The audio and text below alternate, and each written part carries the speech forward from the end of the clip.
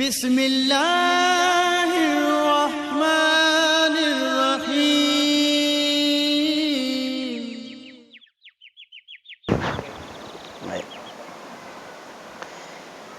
Bersolawat kita kepada Rasulullah dengan sama-sama kita mengucapkan Allahumma salli ala Sayyidina Muhammad wa ala ali Sayyidina Muhammad. Jamaah sekalian yang dimuliakan oleh Allah, kembali kita dipertemukan oleh Allah pada malam hari ini dalam kajian rutin kita mengkaji sabda Nabi sallallahu alaihi wasallam dalam kitab Syarah Arba'in An-Nawawi, di mana pada malam hari ini kita sudah memasuki hadis yang ke-40. Kita berakhir di hadis yang ke-42. Malam hari ini hadis yang ke-40. Itu artinya 2 kali pertemuan lagi selesai kita mengkaji kitab Syarah Arba'in An-Nawawi full, 1 kitab.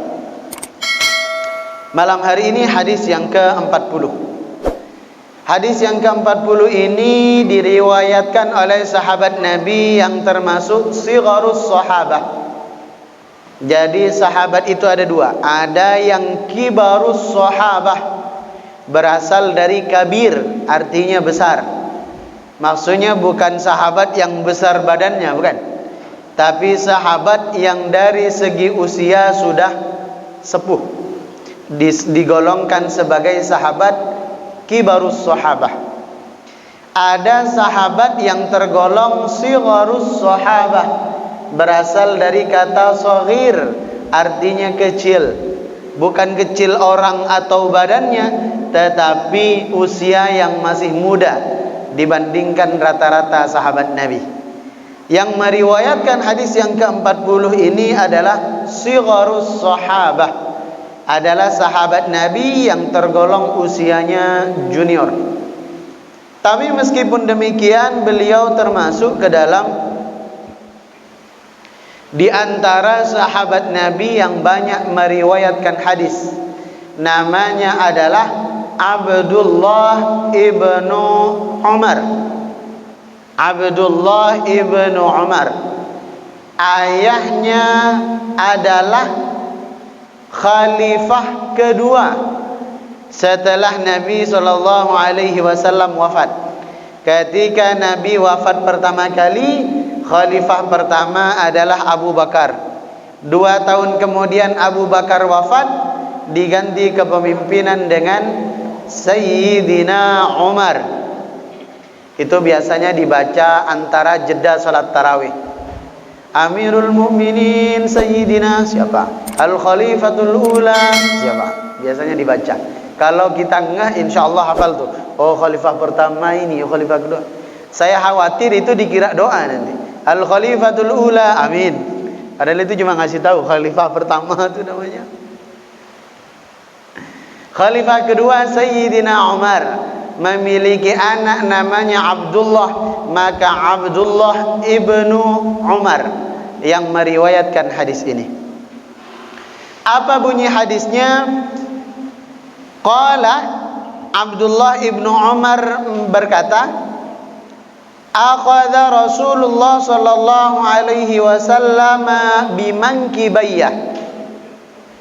Suatu ketika Rasulullah memegang kedua pundakku, kata Abdullah ibnu Umar.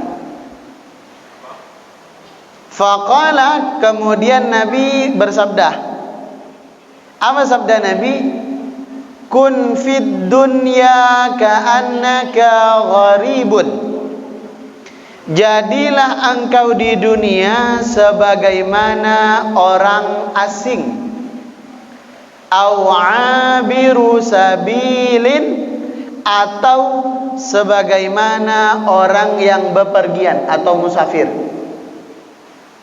Kemudian berikutnya, idza amsayta fala tantadhiris sabah. Jika kamu memasuki sore hari, maka jangan menunggu pagi hari. Wa idza asbahta fala tantadhiril masa. Ketika engkau berada di pagi hari, jangan menunggu sore hari. Wa khudh min sihhatika limaradika. Gunakan masa sehat sebelum datangnya sakit. Wa min hayatika limautika. Dan manfaatkan masa hidup sebelum datangnya kematian. Itu terjemahannya. Sekarang kita kaji dengan lebih terperinci. Kata Abdullah ibnu Umar pada permulaan hadis ini adalah, suatu ketika Nabi memegang kedua pundakku. Pertanyaannya, dipegangnya dari depan atau dipegang dari belakang? Kan kata Abdullah ibnu Umar, Rasulullah memegang kedua pundakku. Dipegangnya dari depan atau dipegang dari belakang? Hah? Dari depan, sebab diajak bicara. Kalau dari belakang itu dikagetin namanya. Kemudian yang kita ambil hikmah dari hadis ini adalah menunjukkan kedekatan Nabi SAW dengan para sahabat. Karena tak mungkin tanpa ada kedekatan tiba-tiba Rasulullah memegang kedua pundaknya. Makna dalam di sini bisa kita ambil adalah bahwa selayaknya seorang pendakwah harus menjalin hubungan yang dekat dengan yang didakwahi. Jadi jangan kita beranggapan bahwa dahulu Rasulullah itu kemana-mana selalu dikawal bodyguard. Kemudian kita sulit menemui Nabi, kita sulit duduk bersama Nabi, kita susah bersilaturahim ke rumah Nabi. Tidak. Sangat mudah bagi para sahabat untuk menjumpai Nabi. Bahkan terjalin hubungan yang begitu dekat antara Nabi dengan sahabat. Ditunjukkan ketika Nabi memberikan nasihat, Nabi tidak hanya ngomong begitu saja, tetapi kadang-kadang Nabi pegang pundaknya, kadang-kadang Nabi pegang lututnya, kadang-kadang Nabi pegang bahu belakangnya, menunjukkan kedekatan yang luar biasa. Nah, itu yang mesti kita bangun, bahwa kalau dekat, insya Allah cepat masuk nasihat. Nah, sekarang yang menjadi soal, dekat enggak nasihatin. Akhirnya orang sewot terhadap nasihat kita. Bukan nasihatnya yang keliru, tetapi kedekatan kita yang kurang terjalin dengan orang-orang yang ada di sekeliling kita. Makanya dulu Nabi di pasar ada kawan, di masjid banyak kawan, di jalan jumpa kawan, karena memang kedekatan beliau luar biasa. Bahkan riwayat menyebutkan kalau Nabi pergi ke masjid lewat jalur A, pulangnya selalu lewat jalur B. Tujuannya apa? Berangkat ke masjid berjumpa dengan orang yang berbeda, pulang dari masjid juga menjumpai orang yang berbeda, tidak jumpa dengan orang yang sama. Menunjukkan kedekatan yang luar biasa dengan masyarakat sekitar. Sekarang kita masuk kepada pesannya. Apa pesan Nabi?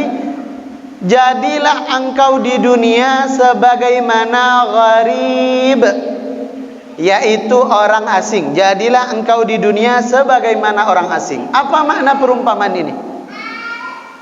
Maka ulama memberikan penjelasan. Kita begitu pertama kali sampai di Batam, kan kita rata-rata perantau. Pertama kali kita sampai ke Batam, asing kita di Batam, pendatang baru kita di Batam, penduduk baru kita di Batam, yang kita lakukan sesuka hati atau berhati-hati. Kan kita penduduk baru, kita masyarakat yang asing, kita pendatang, maka tidak boleh kita berbuat sesuka hati, karena dikhawatirkan apa yang kita lakukan menyalahi adat istiadat setempat, nanti menyinggung, nanti menyakiti. Apa yang kita lakukan dikhawatirkan, misal biasa saja di kampung kita, tapi tidak biasa di tempat kita tinggal sekarang ini, maka kita mesti berhati-hati. Misal di kampung kita ngomong kau, enggak masalah, mesti berhati-hati di perantauan, karena menurut sebagian daerah kau itu tidak sopan. Contoh, misalnya kalau di tempat lain kita ngumpul dengan suara yang lantang, di kampung kita nggak masalah karena memang kampung kita. Bisa jadi di tempat perantauan karena kita masih asing, di situ banyak juga penduduk dari daerah-daerah lain, ngobrol terlalu ramai, terlalu kenceng suara di tempat umum, bisa jadi tidak baik. Maka yang kita lakukan adalah berhati-hati. Maka pesan ini yang ingin Rasulullah sampaikan kepada kita. Hendaknya kita di dunia ini sebagaimana kita orang asing, mesti berhati-hati. Khawatir menyinggung perasaan, khawatir menyakiti hati orang lain, khawatir apa yang kita lakukan mengganggu kenyamanan orang lain. Ini mesti kita perhatikan. Bahkan Rasulullah memberikan peribaratan yang lebih dalam lagi. Jadilah engkau di dunia ini sebagaimana orang yang asing atau orang yang sedang musafir. Mengapa Rasulullah berikan peribaratan semestinya kita hidup di dunia ini sebagaimana musafir? Maka ulama memberikan penjelasan. Makna yang pertama adalah musafir. Musafir itu orang yang menempuh perjalanan dengan maksud sampai kepada satu tujuan. Itu namanya musafir. Misalnya kita dari Batam mau naik pesawat, kita musafir. Tapi pasti ada tujuan. Kemana? Ke Surabaya kah? Ke Semarang kah? Ke Jakarta? Ke Palembang? Kemana-mana? Yang jelas ada tujuan. Orang yang bepergian, dia keluar dari tempat tinggalnya dipastikan karena ada tujuan yang dia maksud. Maka sama dengan hidup kita. Jangan sampai kita hidup di dunia ini tidak memiliki arah dan tujuan. Asal senang sajalah, tujuannya kemana? Entah, happy saja. Asal banyak kawan sajalah, tujuan kawan itu mau dibawa kemana? Itu urusan belakang. Yang penting punya tempat tinggal dan pekerjaan yang layak. Tujuannya mau dibawa kemana? Entah. Maka tujuan itu yang mesti kita mantapkan sedari sekarang. Tujuan itu yang harus kita tanamkan sedari sekarang. Kita di dunia ini tujuannya kemana?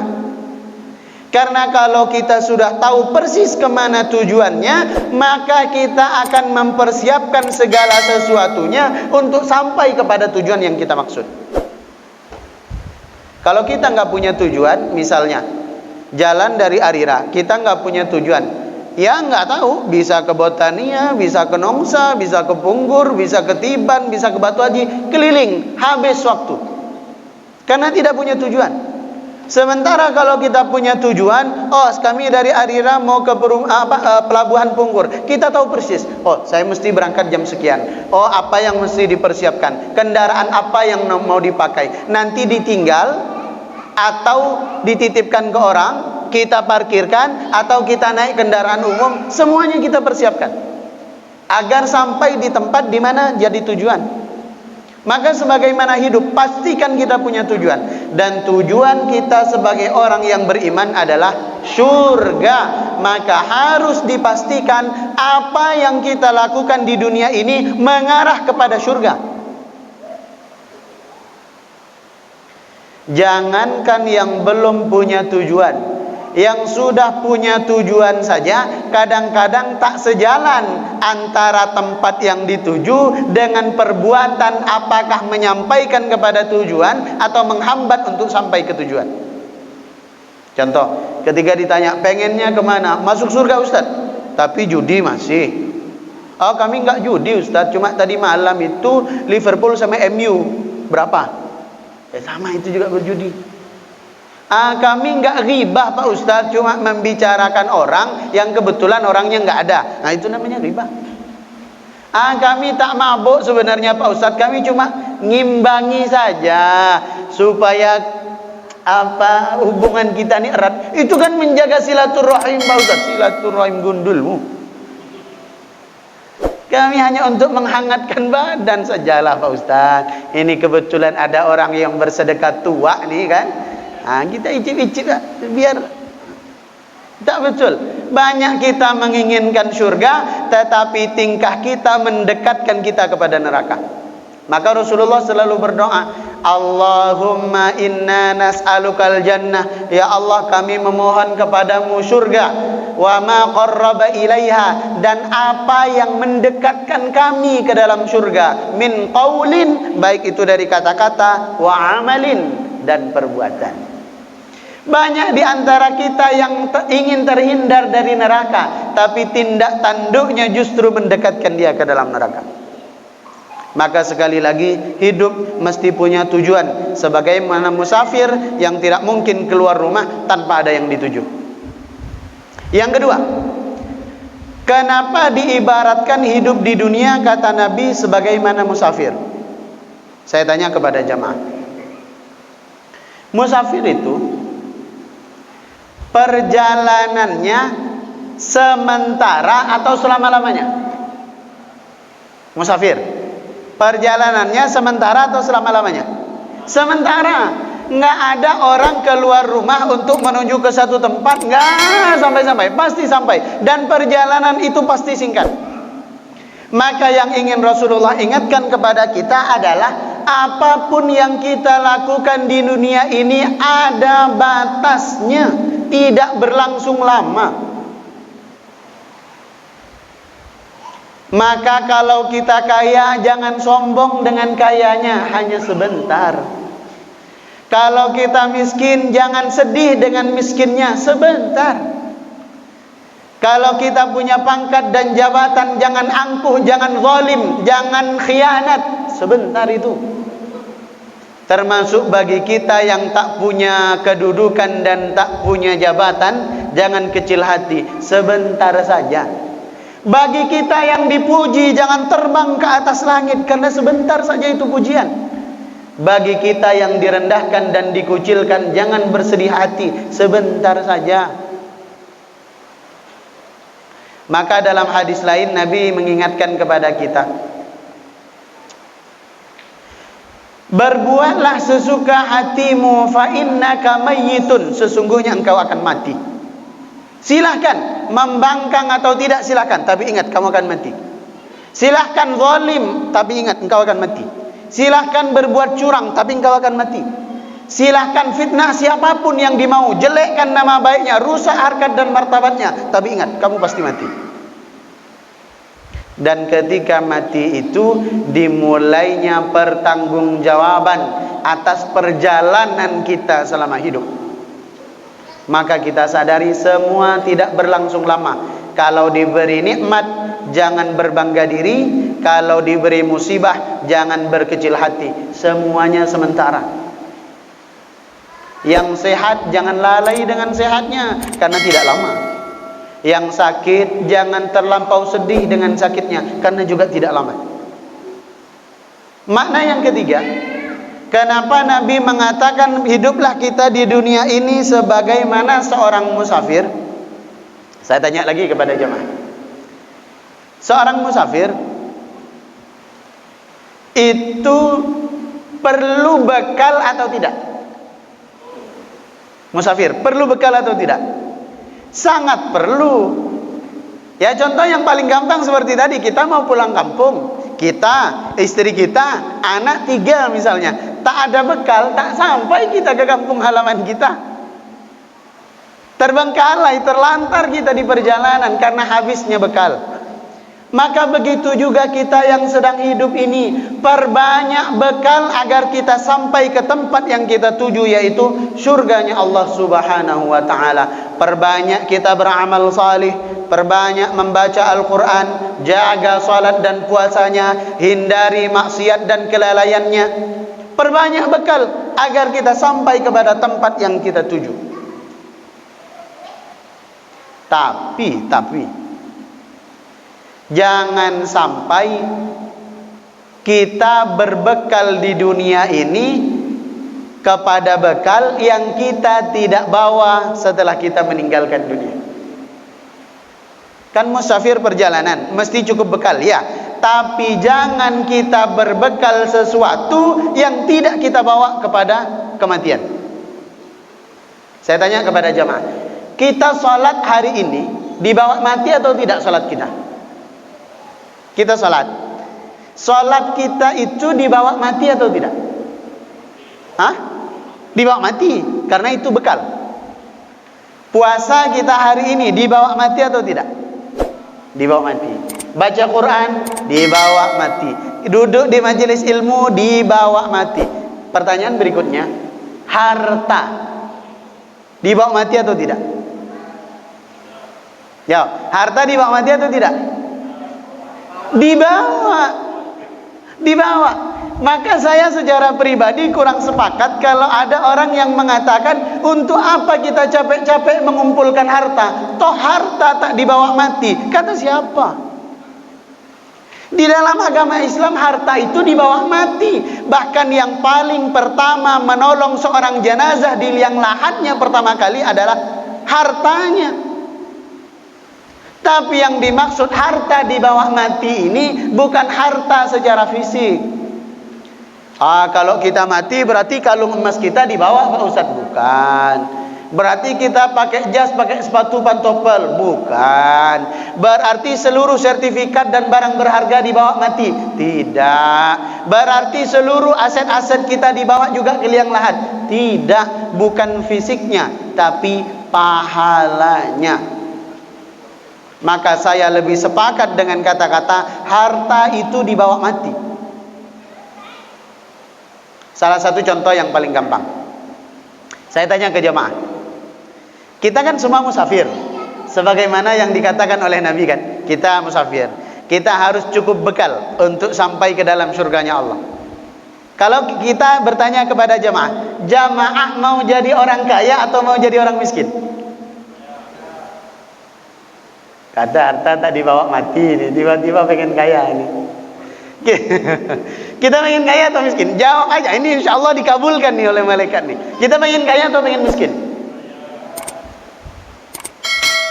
Suatu ketika Imam Al-Ghazali itu menulis kitab, nama kitabnya Adabud Dunya Waddin. Beliau mensurvei pada jamaahnya kala itu, ditanya pengen kaya atau pengen miskin, dan ternyata jawabannya seimbang. 50% pengen kaya, 50% pengen miskin.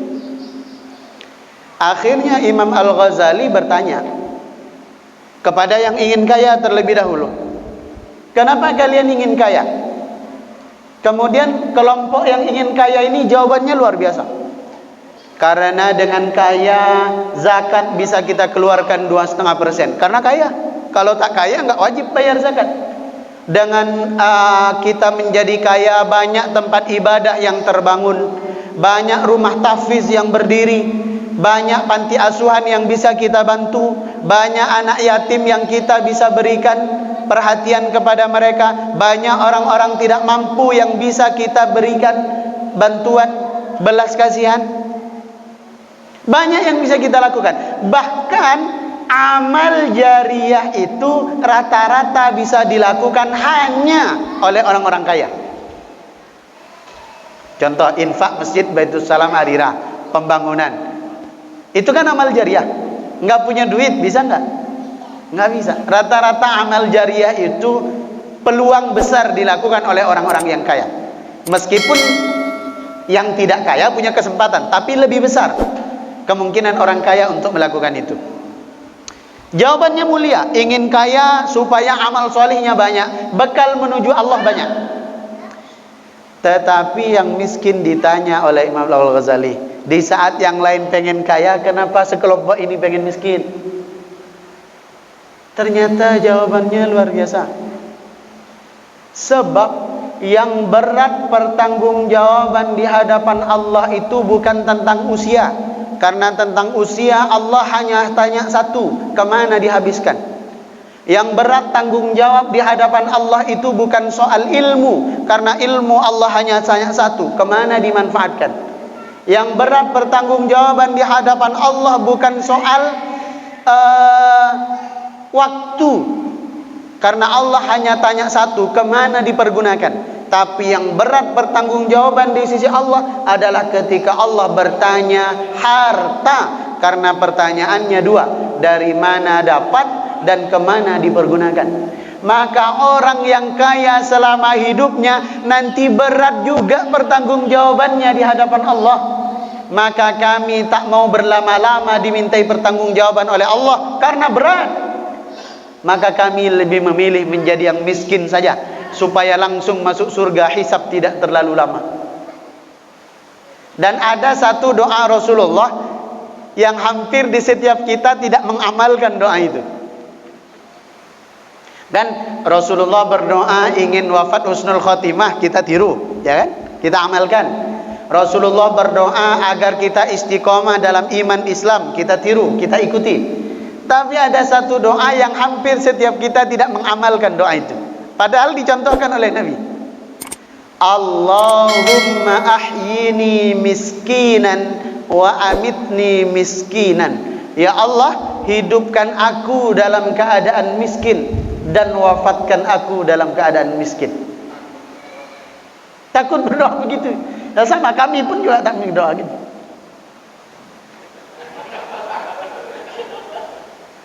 Kalau tak kuat-kuat iman tak bisa kami.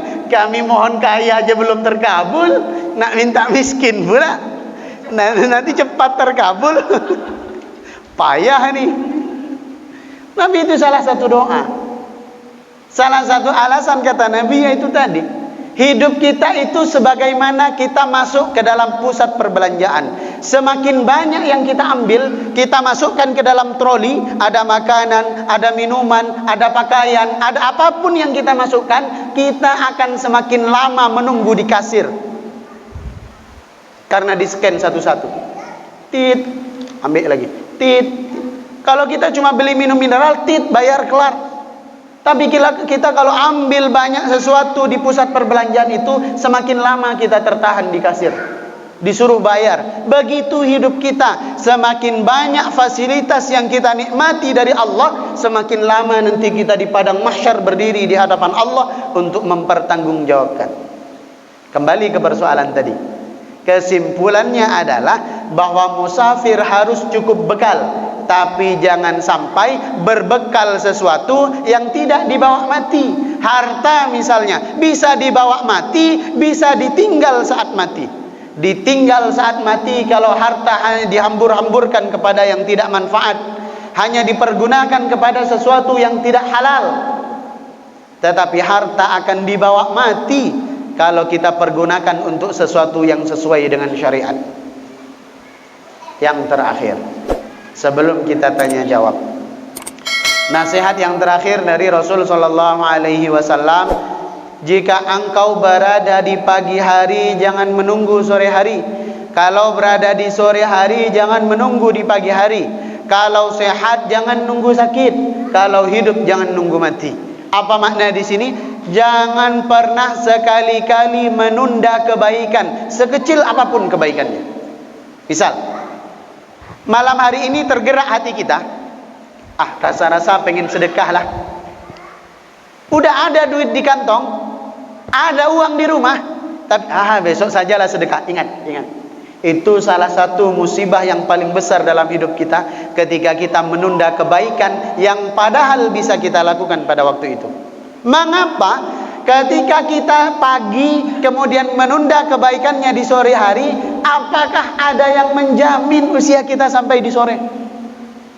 Ketika kita hendak melakukan kebaikan di sore hari, kita menunggu di pagi hari, apakah ada jaminan usia kita akan sampai di pagi hari? Maka satu pelajaran yang penting, saya lagi-lagi tanya kepada jamaah, Fir'aun yang Allah ceritakan di dalam Al-Quran, Fir'aun itu beriman atau tidak kepada Nabi Musa? Fir'aun itu beriman atau tidak kepada Nabi Musa?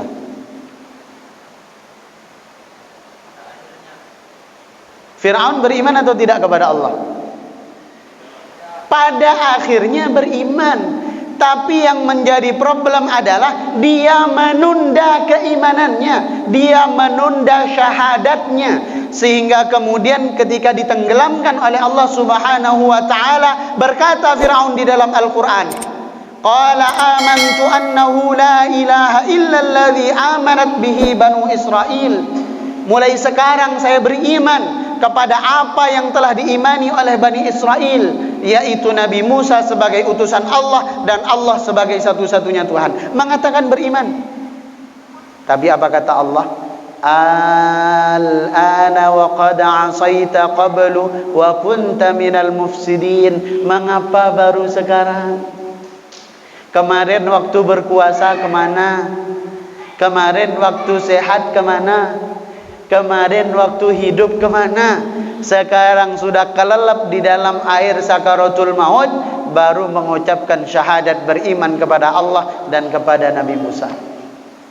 Ini yang mesti kita pahami sampai hari ini, bahwa kebaikan sekecil apapun jangan kita tunda, karena setiap kita tidak tahu persis sampai kapan Allah memberikan jatah waktu untuk kita hidup.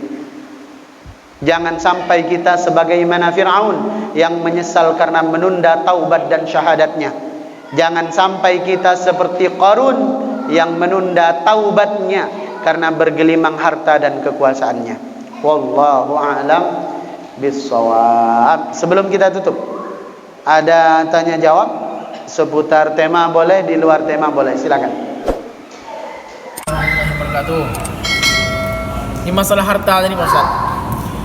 Jadi kalau harta warisan orang tua kita bagikan, itu orang tua kita mendapat pahala atau tidak? Harta warisan orang tua kita, dia sudah meninggal, dua-duanya kita bagikan, orang tua kita dapat pahala atau tidak? Kita bagikan sama anak-anaknya tadi, bukan sama orang lain. Sama anak-anaknya? Ya, anak bapak tadi, orang tua kita meninggal nih. Kan ada anaknya 5 orang nih. Anak yang 5 orang tadi dibagikan, orang tuanya mendapat atau tidak pahala dari warisan tadi? Sebenarnya bukan hanya soal berpahala atau tidak, itu memang satu keharusan. Dibagi tak dibagi memang harus terbagi. Maka ketika meninggal dunia pemilik harta, secara otomatis harta yang dia miliki itu berpindah kepada orang-orang yang berhak menerimanya, yaitu ahli waris. Tinggal nanti yang menjadi berpahala atau tidak, harta warisannya ini dipakai untuk apa. Nah begitu. Misal saya ahli waris dari ayah saya dapat 100 juta. Tapi saya berpikir dalam hati, kalau saya habiskan 100 juta ini betapa serakahnya saya. Padahal ini hasil keringat orang tua, masa dia tak terbagi pahala? Maka saya dari 100 juta, 50 saya nikmati, 50 saya sumbang supaya menjadi amal jariah. Saya dapat pahala karena itu memang bagian saya. Orang tua mendapat pahala karena itu berasal dari jerih payah dan keringatnya. Tapi sementara kepada anak-anaknya, suami atau istrinya, atau mungkin ayah dan ibunya, itu bukan soal pahala, itu keharusan. Yang menjadi celaka adalah ketika orangnya sudah meninggal, tapi hartanya tak kunjung dibagi kepada ahli waris, atau hanya ditahan oleh satu ahli waris dan tidak dibagi sesuai syariat kepada ahli waris yang lain. Itu yang menerima dosa, yang memiliki harta di alam kubur juga menanggung dosanya. Wallahu a'lam bishawab. Cukup? Baik, jamaah yang dimuliakan oleh Allah Subhanahu wa taala, sebelumnya kami mohon izin, yang biasanya kita sholat isya bersama-sama di sini, izin kami untuk pamit terlebih dahulu karena ada acara yang tak mungkin untuk ditinggal. Mudah-mudahan apa yang kita bahas pada malam hari ini menjadi ilmu yang bermanfaat untuk kita semuanya, dan semoga semakin banyaknya kita mengkaji tentang hadis Nabi, semakin kita termotivasi untuk mencontoh apa yang telah dilakukan oleh Nabi Sallallahu Alaihi Wasallam, dan termotivasi terhadap nasihat-nasihat yang disampaikan oleh Nabi kepada kita.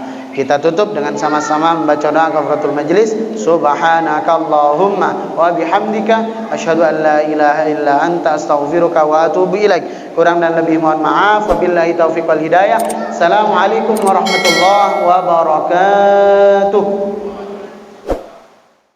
Sadaqallahul azim.